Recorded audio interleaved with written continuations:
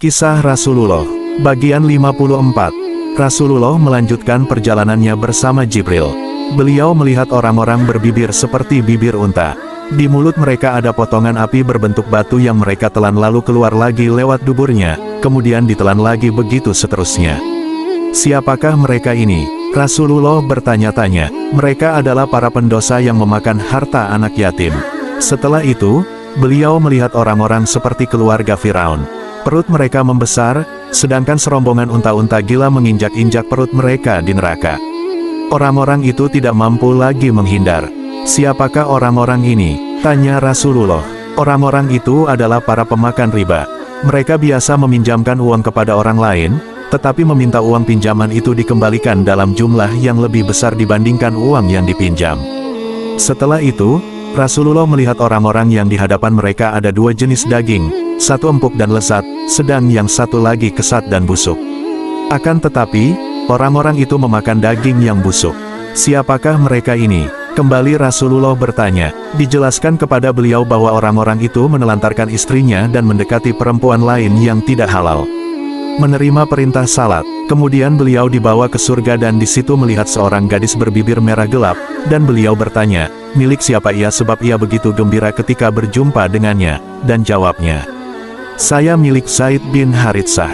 Tiba-tiba beliau membumbung lagi sampai ke Sidratul Muntaha yang terletak di sebelah kanan, Arsy, menaungi berjuta-juta ruh malaikat. Sesudah melangkah, tidak sampai sekejap mata pun beliau sudah menyeberangi lautan-lautan yang begitu luas dan daerah-daerah cahaya yang terang benderang, lalu bagian yang gelap gulita disertai berjuta-juta tabir kegelapan, api, air, udara dan angkasa. Masing-masing dipisahkan oleh 500 tahun perjalanan.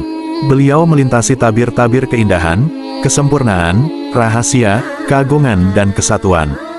Di balik itu terdapat 70.000 kelompok malaikat yang bersujud tidak bergerak dan tidak pula diperkenankan meninggalkan tempat. Kemudian Rasulullah dibawa ke hadapan Arsy sehingga bertemu Allah. Segalanya tidak dapat dilukiskan dengan lidah dan di luar jangkauan daya otak manusia. Bertemu dengan Allah yang Maha Agung membuat Rasulullah merasakan kesejukan sampai ke tulang punggungnya.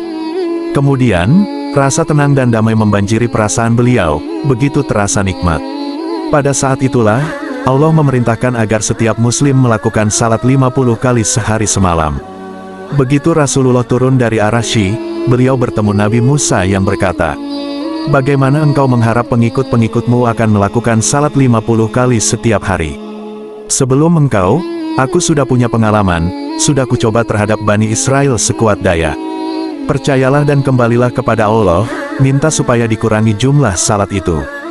Kemudian Rasulullah kembali menemui Allah. Kemudian jumlah salat dikurangi jadi 40 kali setiap hari. Namun, Nabi Musa menganggap masih di luar kemampuan orang. Dia sarankannya lagi Rasulullah kembali meminta keringanan. Demikianlah, beberapa kali Rasulullah bolak-balik menemui Allah sampai akhirnya jumlah salat ditetapkan menjadi 5 kali sehari semalam. Kemudian, Rasulullah kembali ke bumi dengan menuruni tangga. Burak pun membawa Rasulullah kembali ke Mekah. Mengabarkan Isra Miraj, menjelang fajar Rasulullah membangunkan Ummu Hani dan keluarganya. Oh Ummu Hani, sabda Rasulullah, seperti engkau maklum, semalam aku salat malam terakhir bersama kamu. Kemudian aku ke Baitul Maqdis dan salat di sana. Baru saja, saat ini, kita salat subuh bersama. Rasulullah kemudian bangkit, meninggalkan Ummu Hani yang masih terperangah. Ummu Hani tahu beliau akan keluar dan mengabarkan Isra dan Miraj kepada orang banyak. Rasulullah berdiri dan berjalan ke pintu begitu cepat seolah-olah tidak sabar lagi untuk mengabarkan perjalanan ini. Padahal, beliau tahu apa akan dikatakan orang Quraisy yang selama ini memusuhinya. Namun, semangat Rasulullah tidak terhalangi oleh hal-hal semacam itu. Rasa khawatir Ummu Hani menggunung seketika. Begitu cepatnya langkah Rasul sehingga Ummu Hani terpaksa menarik jubah Rasul dengan tergesa-gesa. Ya Rasulullah, jangan mengatakannya pada khalayak ramai. Nanti mereka menuduh engkau berdusta dan mereka akan menghinamu. Rasulullah tersenyum menenteramkan, demi Allah, saya akan tetap mengatakannya. Ummu Hani tidak bisa berkata apa-apa lagi melihat tekad Rasulullah yang sudah demikian kuat. Ketika Rasulullah pergi, dilihatnya beliau dengan pandangan khawatir. Ummu Hani segera memanggil seorang hamba sahayanya, seorang perempuan dari Habasyah. Pergilah, Ikuti Rasulullah dan dengar yang dikatakan kaumnya terhadap beliau. Hamba sahaya itu pun bergegas pergi. Bersambung.